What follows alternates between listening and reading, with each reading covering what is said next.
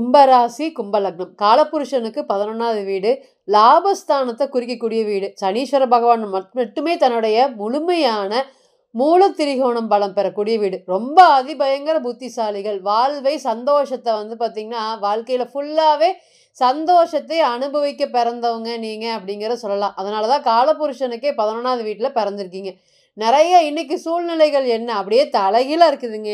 எந்த இடத்துல ஆரம்பிச்சீங்களோ, அதே இடத்துல நிக்கிற மாதிரி. இன்னைக்கு கண் கலங்கக்கூடிய ஒரு சூழ்நிலைகள். ராசிக்கு நோக்கி ராகுவுமே, ராசிக்கு 2ல சனீஸ்வர பகவான். அதாவது ஜென்ம சனி முடிஞ்சு ஜென்ம ராகு காலங்களாக இந்த கும்பத்துக்கு பார்த்தீங்கன்னா, மனதளவுல கடுமையாக புண்பட்டுருக்காங்க. இந்த மாரி விஷயங்கள் நடந்ததே இல்லைங்க.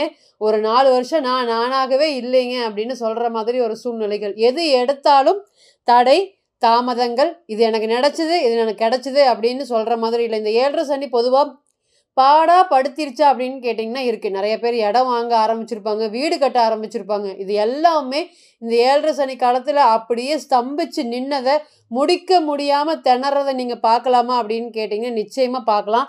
அந்த அளவுக்கு தான் பார்த்தீங்கன்னா, பெரிய அளவுக்கு அனுபவ அறிவை யாரையும் நம்பக்கூடாதுங்கிற அனுபவ அறிவை சனீஸ்வர பகவான் ஏற்படுத்தி குடுத்துருக்காரு. எங்க போனாலும் கடன்.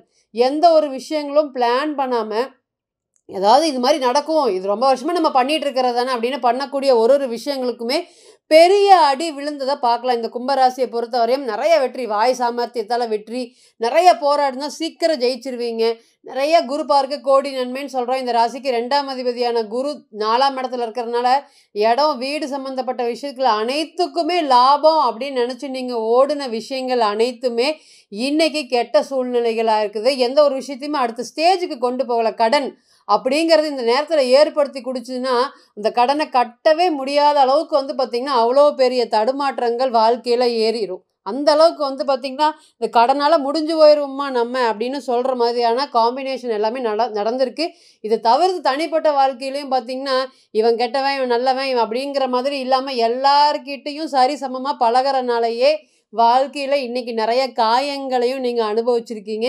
குழந்தைகளால் மனக்கவலைகள், கஷ்டம் இல்லை அப்படின்னு நீங்கள் சொல்லவே முடியாது. கும்பராசியை பொறுத்தவரையும் 5, 8ஆம் அதிபதி ஒருவராகி இந்த ஜென்ம சனி காலத்தில் குழந்தைய நினச்சி வருத்தப்படுற மாதிரி ஒரு சூழ்நிலைகள் எல்லாமே கொடுத்துருக்கோம். என்னுடைய சூழ்நிலைகள் என்னுடைய கையை விட்டு போனதை பார்க்கல. என்னோடய குழந்தை சொன்ன பேச்சு கேட்கவே இல்லை, பிடிக்காத கல்யாணம் பண்ணிட்டாங்க. எனக்கு நான் குழந்தைய பெரிய அளவுக்கு ஆக்கணும்னு நினைக்கிறேன். என்னுடைய பொண்ணாக இருக்கட்டும், பையனாக இருக்கட்டும், என்னுடைய சூழ்நிலைக்கு தகுந்த மாதிரி எனக்கு என்ன நடந்ததுன்னே தெரியாத மாதிரியெல்லாம் நடந்துருச்சு அப்படின்னு சொல்லிட்டு போயிட்டே இருக்கலாம். கும்பராசி மன ரீதியான வழி. இன்றைக்கி யாரையுமே பார்த்திங்கன்னா வெளியே பார்த்தா கும்பம் சிரிச்சிட்டு இருக்கும், சந்தோஷமாக இருக்கிற மாதிரி நடிக்கிறாங்க. ஆனால் அந்த மாதிரி இருக்கிறாங்களா அப்படின்னு கேட்டிங்கன்னா இல்லை. நல்லவங்க தான், நல்லவங்களுக்கு காலம் இல்லை அப்படின்னு சொல்கிற மாதிரியே ஒரு சூழ்நிலைகள் தான் இன்னைக்கு கும்பராசி மற்றும் கும்ப லக்னத்துக்கு போயிட்டுருக்கு. ராகு வராருங்க, எல்லாத்தையும் ஸ்டாப் பண்ணிடுவார். என்ன ஒரு யோகமான தசா புத்தி நடக்கட்டும். ஜென்ம ராகு காலத்தில் பயப்படாத ஆளுகளே இல்லை. அந்த அளவுக்கு எனக்கு பார்த்திங்கன்னா உடல் நினச்சி பயம், எனக்கு மன ரீதியான பயம், தொழில் ரீதியான பயங்கள் ரொம்ப அதிகமாக இருக்குது. எந்த ஒரு விஷயத்தையுமே என்னால் பண்ண முடியவே மாட்டேங்குது அப்படின்னு சொல்லாத காலங்களே இல்லை. எங்கே ஆரம்பிச்சிங்களோ, இப்போ நல்லா போயிட்டு இருந்து பிஸ்னஸ்ஸு, திடீர்னு ஒரு சின்ன நான் பண்ணக்கூடிய தப்புனால இன்னைக்கு இந்த இடத்துல வந்துருச்சு. அல்லது நல்ல வேலைக்கு போயிட்டு இருந்தேன், எதிராளிகள் பார்த்திங்கன்னா தொழில் பண்ணலாம் அப்படின்னு கூட்டிகிட்டு நான் எடுத்த சின்ன முடிவுனால இன்றைக்கி பெரிய அளவுக்கு எனக்கு நெகட்டிவ் வந்துருச்சு. இது ரொம்ப வருஷமாக நான் கடந்துட்டு நல்லா சந்தோஷமாக வாழ்ந்து ஒரு கௌரவம் மிக்க பதவியில் இருக்கும்போது இன்றைக்கி அப்படியே என்னை தலைகீழ தூக்கி போட்ட மாதிரி ஒரு சூழ்நிலைகள் எல்லாமே ஆயிடுச்சு அப்படிங்கிறது இன்றைக்கி கும்பத்தை பொறுத்தவரையும் நிதர்சனமான உண்மை. யார் பார்த்திங்கன்னா ராகுக்கு பயப்படுறாங்களோ இல்லையோ, இன்றைக்கி கும்பராசி பயப்படுற மாதிரி ஒரு சூழ்நிலைகளை இருக்குது. இந்த நேரத்தில் சிவராஜ யோகம்னு சொல்லக்கூடிய யோகம் உங்களுடைய ராசிக்கு பாக்கியஸ்தானம் அப்படின்னு சொல்லக்கூடிய 5ஆம் இடத்தோடு பஞ்சமாதிபதியும் தொடர்பு பெறக்கூடிய யோகம் எப்படி இருக்க போகுது? 2, 5 தொடர்பு பெற்று சூரியன் தன்னுடைய 7ஆம் இடத்ததிபதி, உங்களுடைய ராசிக்கு 7ஆம் இடத்ததிபதி 5ஆம் இடத்தோடு பரிவர்த்தனையாகி பார்க்கக்கூடிய பலன்கள் என்ன மாதிரி இருக்க போகுது? இந்த குரு சூரியன் அப்படிங்கிறது பார்த்திங்கன்னா 5ஆம் இடத்துல இருக்கிறதுனால இது பல விதமான யோகங்களை கொடுக்கறதுக்கு காத்துட்ருக்கு. இழந்ததை மீட்டெடுக்கக்கூடிய காலமாக இருக்கும்.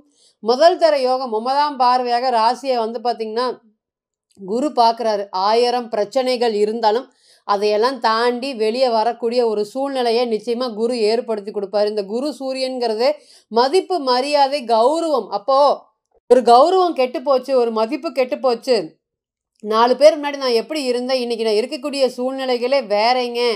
நமக்கு தான் கடன்ல லாஸ் ஆச்சு அப்படிங்கிற மாதிரி நான் மனசுல தேத்திட்டு இருக்கிறேன். ஆனா எல்லாருமே என்னை சுத்தி இருக்கிறவங்க எல்லாருமே நல்லா வாழ்ந்துட்டு இருக்காங்க. இனியும் வந்து எனக்கு கௌரவமான வாழக்கூடிய காலம் வந்துருச்சா அப்படின்னு கேட்டிங்கன்னா, அதுக்கு முதல் தர யோகம் இந்த குரு பகவான் ராசிய பார்க்கறது, குரு சூரியனோட பார்க்கறதுனால சிவராஜ யோகம். அப்பாவோடைய பொருளாதார ஆதரவுகள் நிச்சயமா கிடைக்கும். அப்பா ஒரு சொத்து வச்சிருக்காரு. ரொம்ப வருஷமா விற்பனை பண்றதுக்கு முயற்சி பண்ணிட்டே இருக்காரு. அந்த சொத்து வந்தா நான் செட்டில் ஆயிருவேன் லைஃப்ல. அப்படின்னு சொல்லக்கூடிய விஷயங்கள் அனைத்துமே இனி வரக்கூடிய காலங்கள்ல படிப்படியா தந்தை சார்ந்த சொத்துக்கள் எல்லாமே உங்களுக்கு கிடைக்கக்கூடிய நேரம் வந்துருச்சா அப்படின்னு கேட்டிங்கன்னா, நிச்சயமாக வந்துருச்சு.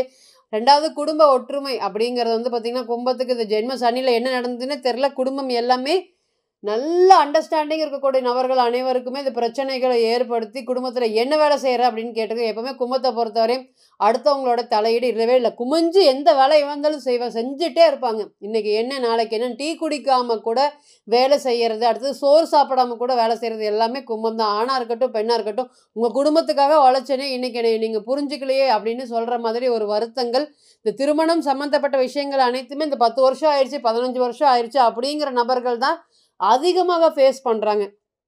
அப்ப இனி வரக்கூடிய காலங்கள்ல இது எல்லாமே மாறப்போகுது. முதல் ராசிய குரு பார்க்கறதுனால படிப்படியா பிரச்சனைகள்லேருந்து வெளியே வரப்போறீங்க. அதேபோல திடீர் அதிர்ஷ்டம் சார்ந்த எண்ணங்களும் அதிகரிக்கும். ஏன்னா, குரு வந்து பார்த்தீங்கன்னா 5ஆம் பாவகத்தோடு சம்மந்தப்படுறதுனால திடீர் அதிர்ஷ்டங்கள் அதேபோல தொழில்ல இருக்கக்கூடிய நஷ்டங்கள். இத்தனை நாளா தொழில வந்து கடனுக்கேன்னு ஓட்டிட்டு இருக்கேன். எங்க அப்பா வந்து தொழில பார்க்குறேன்னு சொல்லிட்டு இருக்காரு. அல்லது தொழில் சார்ந்த விஷயத்துல எங்க அப்பா ஹெல்ப் பண்றேன்னு சொல்லியிருக்காரு. ஏன் எனக்கே ஒரு கடன் ஏற்பட்டுருச்சு. எங்க அப்பா ஒரு சொத்தை வித்து என்னை வந்து காப்பாத்துறேன்னு சொல்லியிருக்காரு. ரொம்ப வருஷமாக அதுக்கு வந்து பார்த்தீங்கன்னா, நாங்க போராடிட்டு இருக்கோம். சொத்து விற்பனை ஆக மாட்டேங்குது அப்படின்னு வருத்தப்பட்டுட்டு இருந்த உங்களுக்கு, இனி இந்த மாதிரி சின்ன சின்ன விஷயங்கள் கூட நடக்கலையே அப்படின்னு நினைக்கிறவங்க அனைவருக்குமே இனி வந்து பார்த்தீங்கன்னா, பெரிய அளவுக்கு ஒரு யோகத்தை குடுக்கறதுக்கு காத்துட்டு இருக்கு. அதனால அப்பா சார்ந்த ஆதரவும், அப்பா சார்ந்த உயர்வும் நிச்சயமாக கும்ப ராசி மற்றும் கும்ப லக்னத்துக்கு கிடைக்க போகுது.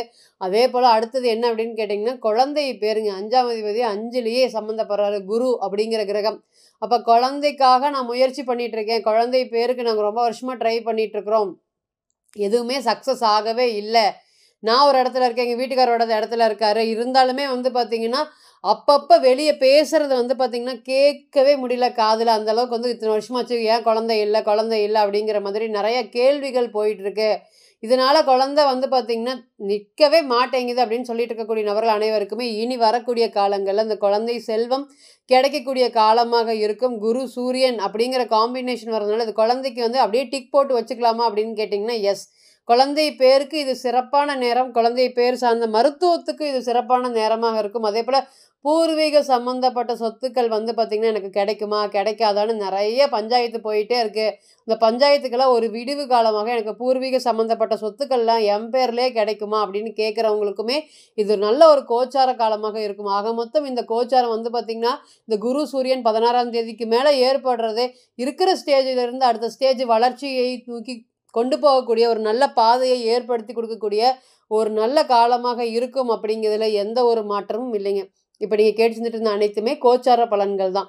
40லிருந்து 60% மட்டுமே பொருந்தும். தனிப்பட்ட ஜாதகத்தை நம்ம எடுத்து தசா புத்தி நடப்பு அந்தரம் கணிக்கும்போது கிரகம் பெற்ற பலம் பலவீனம் அடிப்படையில நிச்சயமா பலன்கள் மாறுபடும். பிறந்த கால ஜாதகம் மட்டுமே 100%. தனிப்பட்ட ஜாதகத்தை நீங்க ஆலோசனை பண்ண விருப்பப்பட்டா கீழே இருக்கக்கூடிய இந்த நம்பருக்கு கான்டாக்ட் பண்ணுங்க. நான் வணங்கக்கூடிய நரசிம்மர் உங்க எல்லோருக்குமே நல்ல வளமான வாழ்க்கையை ஏற்படுத்தி தர நிச்சயமா பிரார்த்தனை பண்ணிக்கிறேன். மீண்டும் ஒரு பதிவில் உங்களெல்லாம் சந்திக்கும் வரை உங்களிடமிருந்து விடை பெறுவது உங்கள் அஸ்ட்ரோ புவனேஸ்வரி. நன்றி, வணக்கம்.